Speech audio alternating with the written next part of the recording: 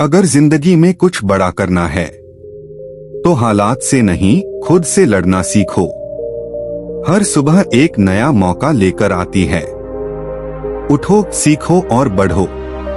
कभी हार मत मानो, क्योंकि असली जीत वही है जो ठोकरों के बाद मिलती है। जो सबके जैसा सोचता है वो कुछ अलग नहीं कर सकता। खुद पर भरोसा रखो, यही सबसे बड़ी ताकत है। मुश्किलें आएंगी, पर याद रखना, हीरे को भी तराशने में वक्त लगता है। इसलिए धैर्य रखो, कर्म करते रहो, क्योंकि जीत उसी की होती है जो अंत तक डटा रहता है। कभी सोचा है जब जिम्मेदारियां सिर पर चढ़कर चीखती हैं और जेब में सिर्फ खामोशी होती है, तब इंसान क्या करता है? ये कहानी है करण की, जिसे जिंदगी ने हर मोड़ पर गिराया, पर उसने हार नहीं मानी। हेलो दोस्तों, आपका स्वागत है हमारे चैनल अनोखी स्टोरी में। कहानी की शुरुआत करने से पहले हमारे चैनल को सब्सक्राइब करो, क्योंकि यहाँ पर इस तरह की कहानी आती रहती है। और इस कहानी को पूरी देखकर ही जाना, क्योंकि एक कहानी आपकी जिंदगी भी बदल सकती है।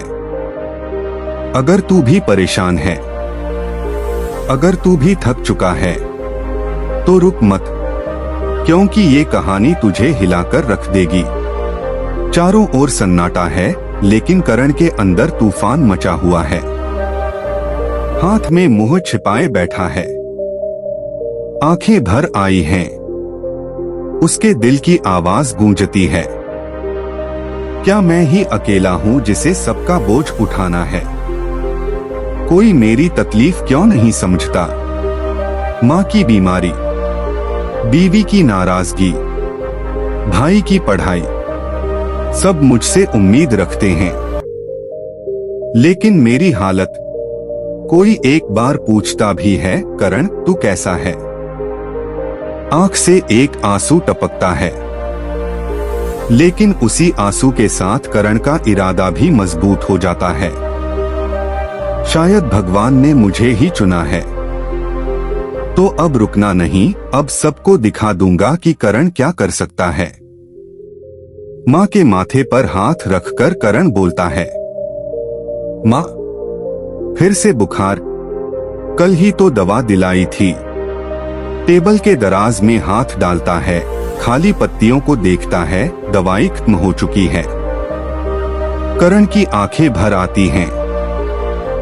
वो उठकर खिड़की के पास चला जाता है और चुपचाप आसमान की ओर देखता है। फिर बुदबुदाते हुए बोलता है, अब और नहीं होता मुझसे, अब नहीं सहा जाता। हर रोज एक नई उम्मीद और हर दिन एक नई हार। मैं थक गया हूँ भगवान, थक गया हूँ। आंखों से आंसू बह रहे हैं, मुट्ठियां भींची हुई हैं। वो मुंडेर की ओर एक कदम और बढ़ाता है।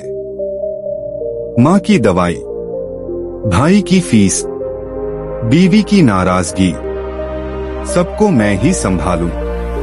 पर मेरा कौन है? कोई है जो मुझे संभाले, कोई है जो मुझे समझे।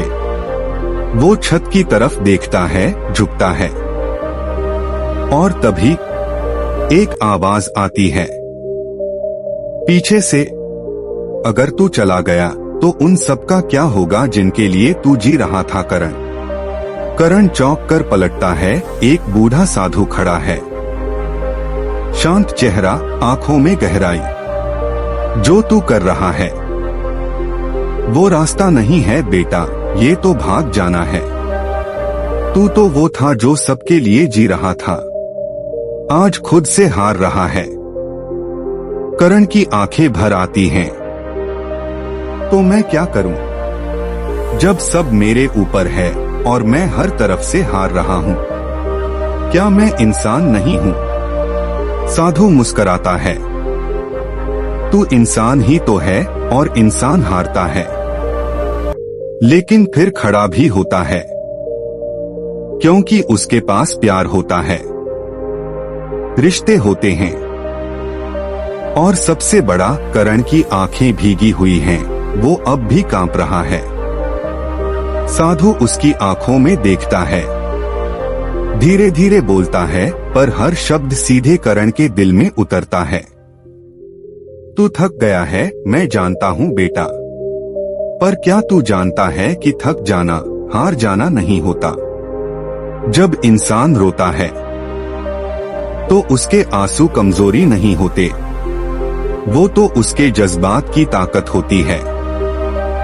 जो तू आज करने जा रहा था वो सिर्फ मौत नहीं थी, तेरी माँ की उम्मीदों की हत्या थी, तेरे भाई के सपनों का खून था, और उस बीवी के प्यार की चिता थी जो तुझे रोज ताकती है कि तू वापस मुस्कुराए। तू भगवान से पूछ रहा था, क्यों आजमाता है मुझे? अब सुन, क्योंकि भगवान उन्हीं को आजमाता है जो उसके सबसे खास होते हैं। तू सोच रहा था सब तुझसे उम्मीद रखते हैं, कभी सोच कि ये भी सौभाग्य है कि तू उनके लिए इतना कीमती है, कि सबका भरोसा तुझ पर है। अब फैसला तेरा है, तू एक कमजोर मोड़ बन जाएगा अपने घर की कहानी में, या एक ऐसा मोड़ जो सबकी जिंदगी को बदल दे। क्या तू करण है या एक अधूरी कहानी? करण की आंखों से अब आंसू नहीं, आग बह रही है। वो मुंडेर से पीछे हटता है, जमीन पर गिरता है, हाथ जोड़कर बोलता है, माफ करना बाबा, मैंने गलत सोच लिया था। अब नहीं हारूंगा, अब जिंदगी से लड़ूंगा और जीत कर दिखाऊंगा।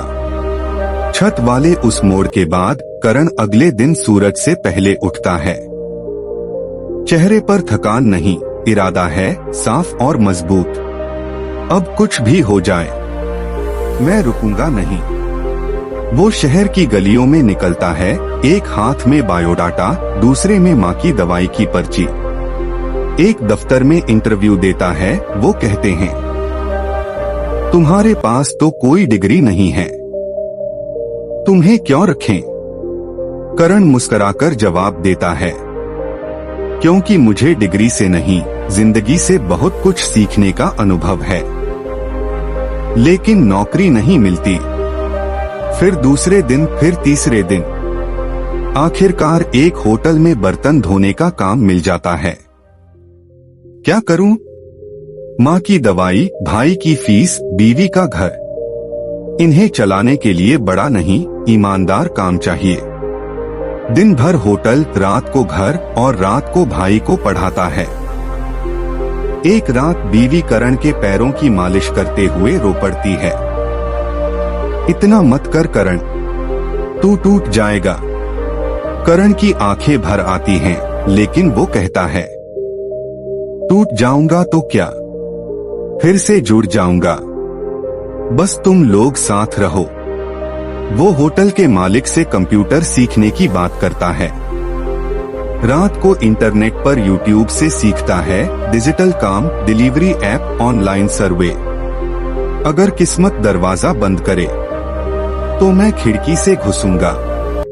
एक ग्राहक उसे फ्रीलांस वर्क देता है। करण पूरी रात नहीं सोता, काम करता है और पहली बार 500 रुपए कमाता है। ये सिर्फ पैसे नहीं हैं, ये मेरी वापसी का पहला कदम है। करण का संघर्ष यही नहीं रुकता, वो दिन रात एक करता है, अपनी मेहनत से खुद को बनाता है और सबको संभालता है। करण की जिंदगी ने हमें सिखाया, जब तक तुम जिंदा हो तब तक लड़ सकते हो। जब तक परिवार की आंखों में उम्मीद है तब तक तुम कभी हार नहीं सकते।